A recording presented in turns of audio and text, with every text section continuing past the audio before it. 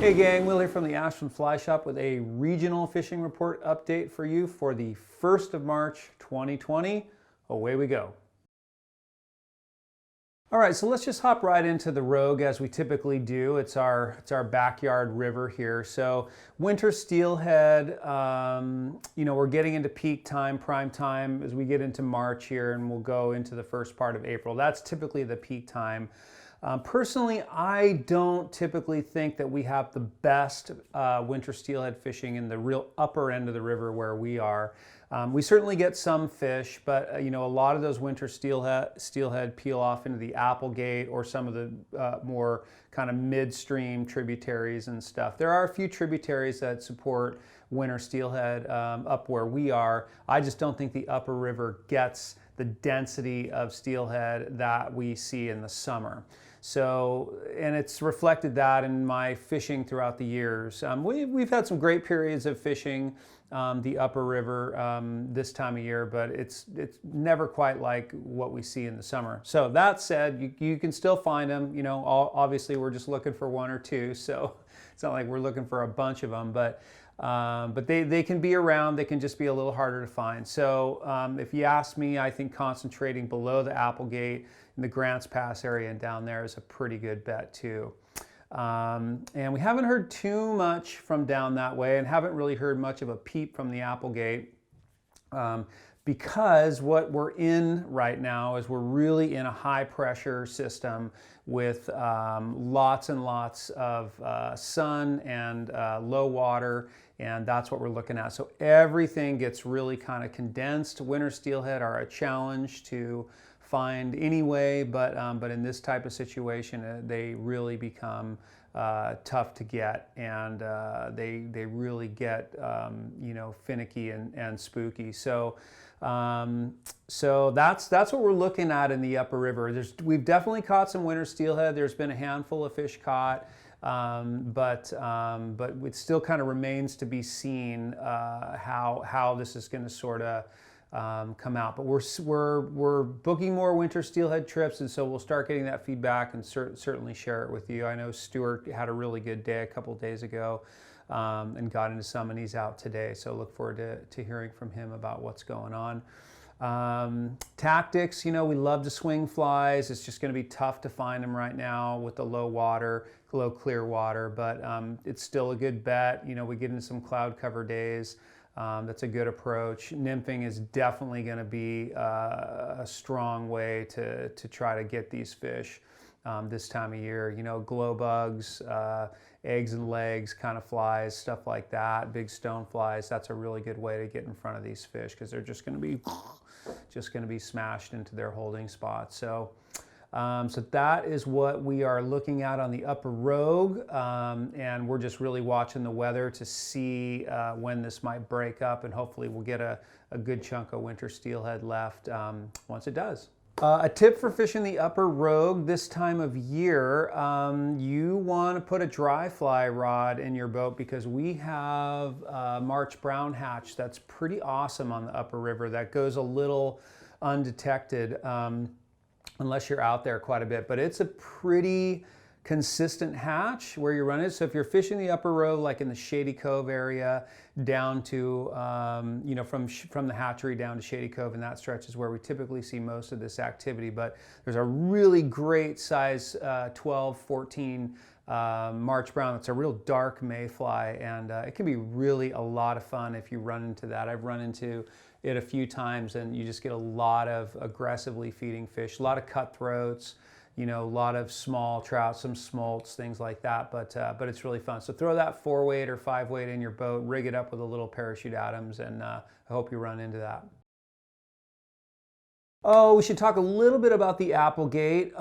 It's a tributary of the Rogue that is really known as a winter steelhead fishery, and it runs into the Rogue around Grants Pass. It's a really, really popular, very popular winter steelhead spot here. And it gets a lot of attention and a lot of pressure, so much so that we really don't talk about it too much, and we'll certainly, if people ask, we'll certainly talk about it, but it's just, you got to spend the time to find the access points, and it's just a lot of conflict running into people and landowners out there. So, but it can be really good fishing. So, and I need to mention it because it's there, but haven't heard too much about it yet. Haven't heard that the fish are. I would assume that there's definitely some fish in there now, but the Applegate for sure is a tough fish when the water's this low as well. And I think it's around 400 or so at the bottom end, so you can imagine it's going to be in the 100 or 200 up at the top, which is very low. But the fish will come in and they'll pile into the big holding pools and things like that throughout the span of the river. So that's where you want to look for them. You won't run into too many traveling fish in this water type. So that's my suggestion for the Applegate. And yeah, good luck out there. Holy water, let's talk about the holy water. This is a little trout impoundment up on the upper stretch of the rogue between the hatchery and the dam.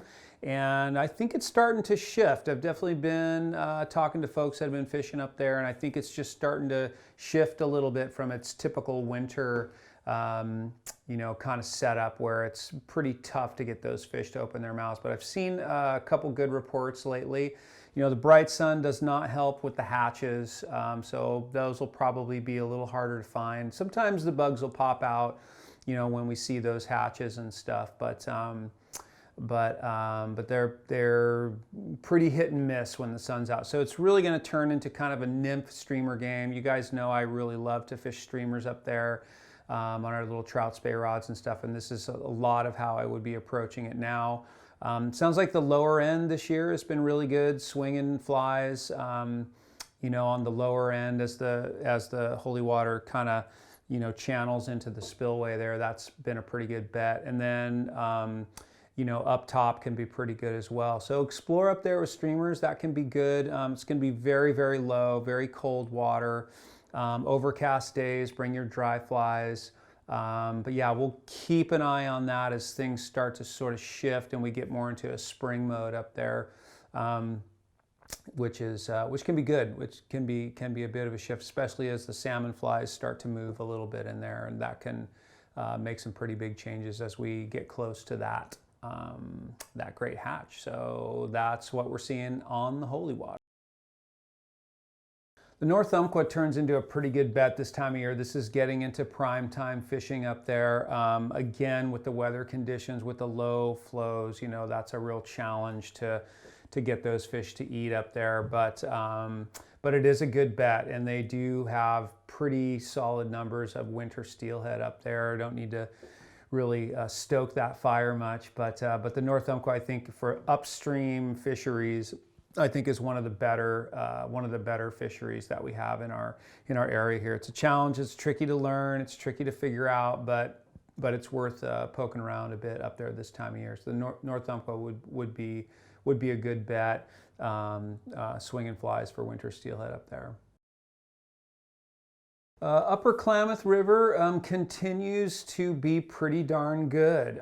This is the time of year when it just starts to kind of drop off, I feel like. So maybe in the next week or two, it's going to start feeling a little stale up there. But it continues to be good. We've been getting good reports from down there. And yet it typically fishes pretty well all through this kind of early in the year time. So I still feel that if you're looking for that upper river experience, upper Rogue, upper Umpqua, upper Klamath is a good bet. It can be pretty good fishing up there.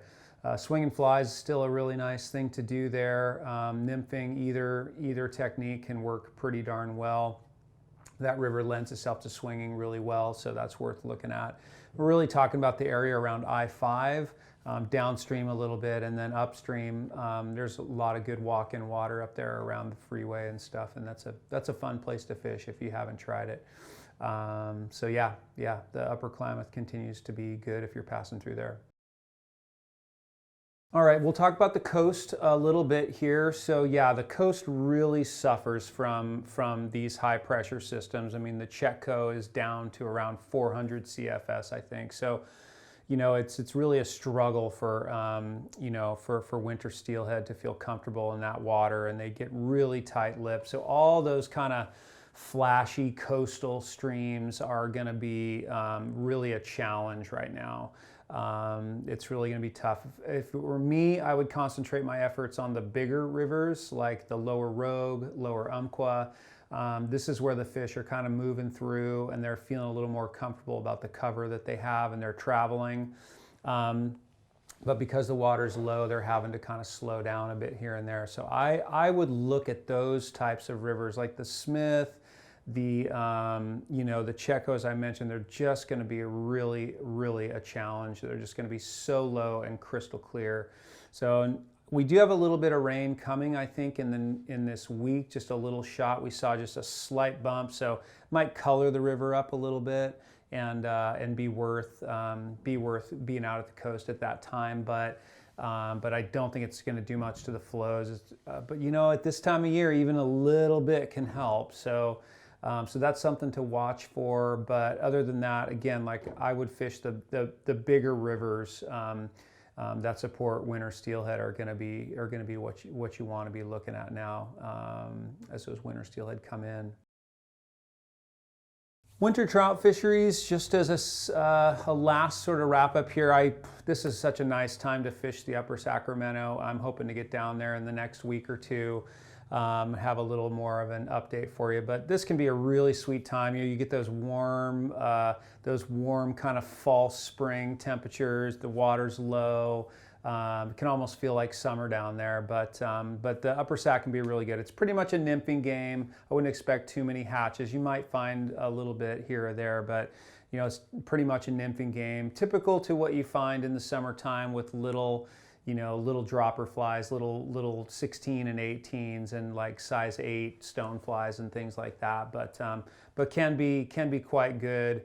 Can be quite good down there if you can find the fish.